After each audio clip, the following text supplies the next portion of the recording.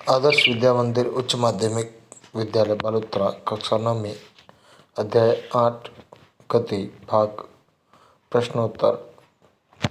सामान्यतः एक प्रश्नोत्तर में हम देखेंगे कि एक रेल विराम अवस्था से चलना प्रारंभ करती है तो 5 मिनट में 72 किलोमीटर प्रति घंटा का वेग वो प्राप्त कर लेती है। तो उसका त्वरण कैसे ज्ञात किया जाता है?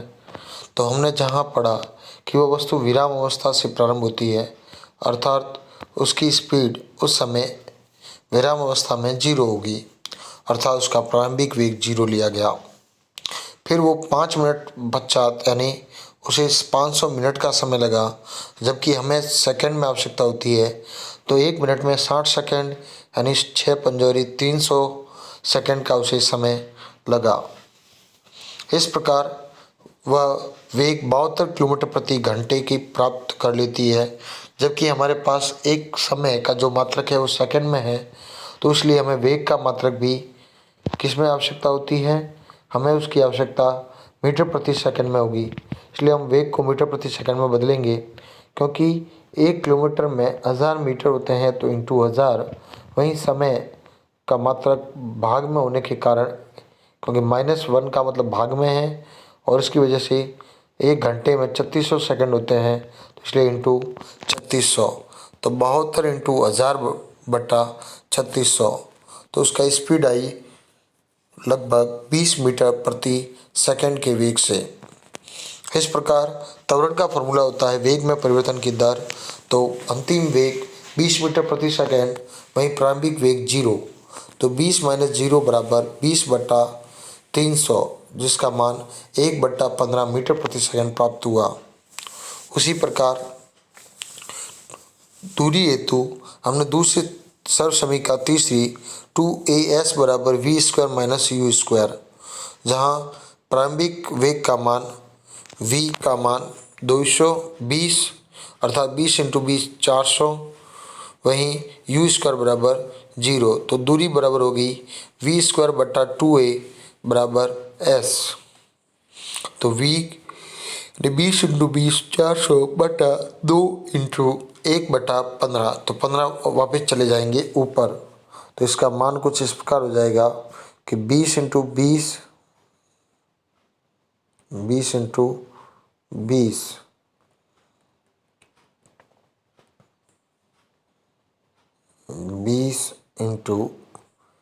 20 इंटू 15, वहीं बट्टा में इनके हैं 2।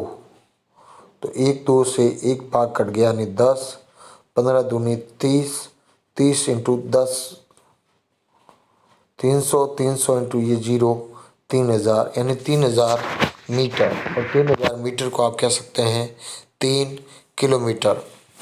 इसी प्रकार यदि कोई कार एक समान रूप से त्वरित होकर 5 मीटर प्रति सेकंड में 18 किलोमीटर से 36 किलोमीटर की स्पीड प्राप्त करती है, तो ये प्रश्न पिछले प्रश्न की तरह ही हम कर सकते हैं कि पहले उसे मीटर प्रति सेकंड में बदला जाएगा। तो 18 किलोमीटर को उसी नियम से बदलने पर 5 मीटर प्रति सेकंड और 36 किलोमीटर को बदलने पर 10 मीटर प्रति सेकंड प्राप्त होता है। वैसे हम इसे इस प्रकार भी कह सकते हैं कि 1 किलोमीटर में 1000, वहीं 1 मिनट 1 घंटे में 3600 सेकंड होते हैं। तो दोनों को काट दिया जाए। फिर यदि दोनों में अपन देखेंगे तो 2 का भाग जाता है यानी 5/18। यानी किसी भी संख्या को 5/18 से गुणा करने पर किलोमीटर प्रति घंटा से वो मीटर प्रति सेकंड में परिवर्तित हो सकती है।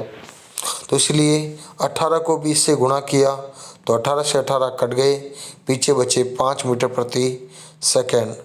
वहीं 36 को इससे गुणा करने पर 18 का भाग 36 में गया 2 बार और 2 पंजे 10, तो यहाँ पर 10 मीटर प्रति सेकंड स्क्वायर प्राप्त हुआ। वहीं समय t आपको दे रखा है 5 मीटर प्रति सेकंड, अर्थात त्वरण बराबर v माइनस यू बटा टी। त्वरण 10 में से 5 गए तो 5 यानी 5/5 बराबर 1 मीटर प्रति सेकंड। वहीं दूरी का फॉर्मूला कहता है ut plus 1/2 at square, u यानी 5 मीटर प्रति सेकंड स्क्वायर इंटू समय 5 सेकंड। वहीं त्वरण 1 मीटर प्रति सेकंड स्क्वायर, वहीं समय 5 मीटर प्रति सेकंड का स्क्वायर।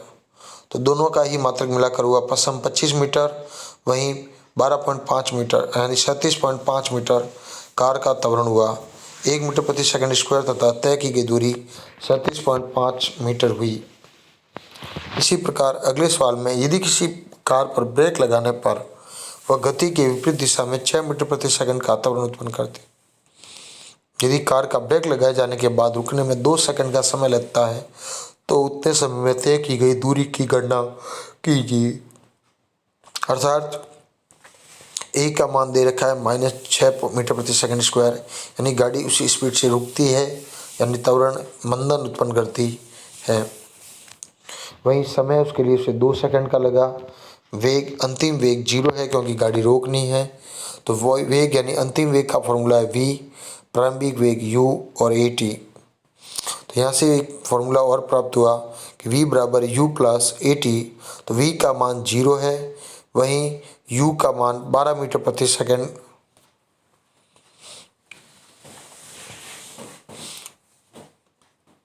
क्योंकि त्वरण का मान होता है 6 दिया गया है, समय t 2 दिया हुआ है, 6 दूनी 12, अर्थात मान हो जाएगा u माइनस 12 मीटर प्रति सेकंड।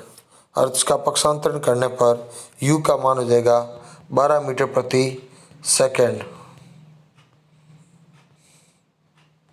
अर्थात वहीं s यानी दूरी, तो ut प्लस 1/2 at स्क्वायर। तो प्रारंभिक वेग 12 मीटर प्रति सेकंड और समय 2 सेकंड, आधा इंटू त्वरण 6 मीटर प्रति सेकंड स्क्वायर माइनस में वहीं समय 2 सेकंड का स्क्वायर, यानी 12 दूनी 24, वहीं 6 दूनी 12 का आधा, 2 का स्क्वायर होगा तो 2 दूनी 4, 624, 24 का आधा करने पर 12, 24 में से 12 गए, अर्थात कार को रुकने में 12 मीटर की दूरी तय करनी पड़ी। इसी प्रकार हम कह सकते हैं कि किसी भी वस्तु की स्थिति में परिवर्तन एक गति है और इसकी व्याख्या तय की गई दूरी या विस्थापन के रूप में की जा सकती है।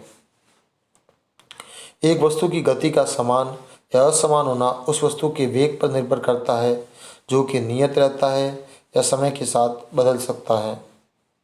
वहीं प्रति इकाई समय में वस्तु के द्वारा तय की गई दूरी उसकी चाल पर निर्भर होती है और प्रति इकाई समय में हुआ विस्थापन उसके वेग पर डिपेंड करता है। किसी वस्तु का त्वरण प्रति इकाई समय में उसके वेग में होने वाला परिवर्तन होता है।